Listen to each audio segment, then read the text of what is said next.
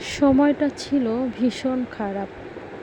তার সাথে আমার ১ম কথা হয় বিকেলে।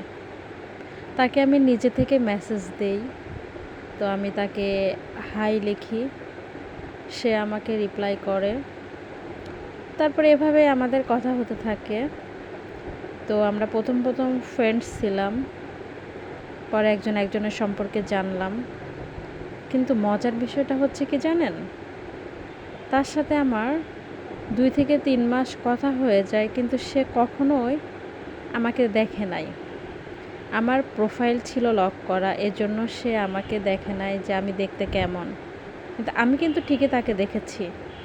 আমি প্রতিদিন তাকে দেখতাম। তার সাথে আমার ঘন্টার পর ঘন্টা কথা হতো। আমি তাকে রাতে ফোন দিতাম, সে আমাকে কল দিত।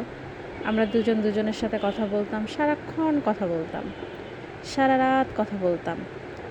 তো একদিন হঠাৎ করে সে আমাকে রাত্রে বলে বসে যে, অনেক দিন তো হলো আমরা কথা বলতেছি, তো আমাদের কি উচিত না যে আমি আপনাকে দেখি?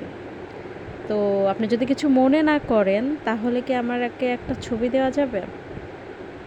এটা বলে তো আমি তাকে ৩ থেকে ৪ টা ছবি পাঠাই। তো সে দেখে। সে দেখার পরে সে কোনো কথা বলে না, নাইস বা কিছু।